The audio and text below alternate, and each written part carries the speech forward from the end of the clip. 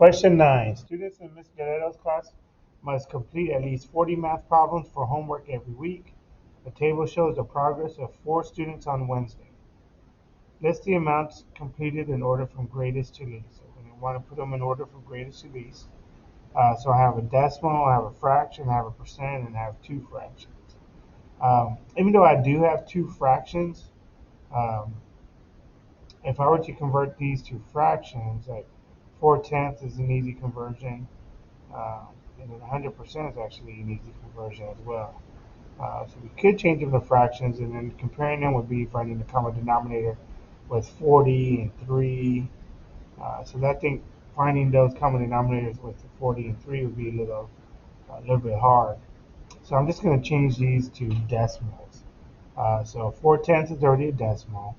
2/3, and we've talked about 2/3 many times, and it's a fraction that could be memorized. Um, it's a repeating fraction, but we can also do my long division, right? Remember, we do 2 divided by 3, a numerator divided by a denominator. So my denominator has to be my divisor, which is on the outside. Anytime I do long division, I add decimals and zeros, just put a decimal in my quotient. 3 does not go into 2, so it's 0 times. 3 goes into 20, goes in 6 times, which is 18. Remainder of 2, bring down to 0. 3 goes into 20, 6 times, 18. And I'm going to keep on getting a remainder of 2. So 6 is repeating. So that's going to be that decimal. 2/3 is the 0.6 repeating. Right here. 0.6 repeating.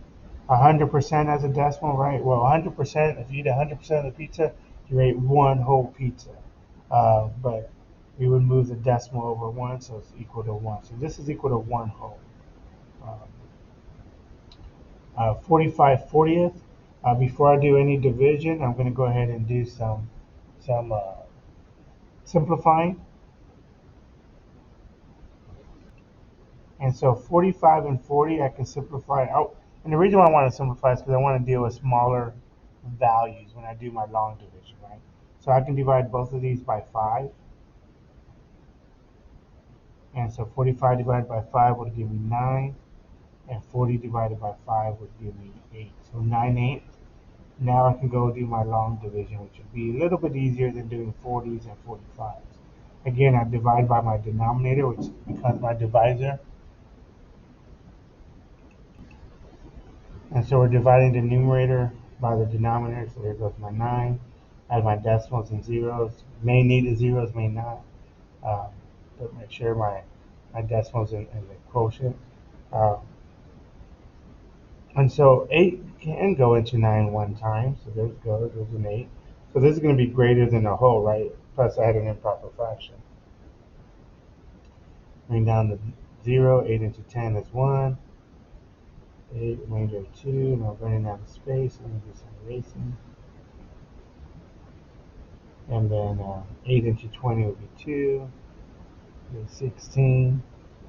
Remainder of 4. Can have a 0. Go 5. So it would be 1.125, or 1 in 125 thousandths. So I'm going to go ahead and just line up my decimals. I have 0.4, and then I have 1.125, and then I have 1 whole, and I have some zeros here, so you can have the same number of digits, and then 0.6 repeating.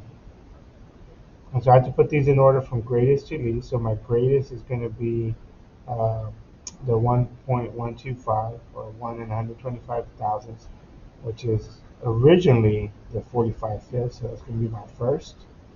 So then my next greatest is 100%, which was Grace. Then it's going to be the 666 repeating. That's going to be Jonah third.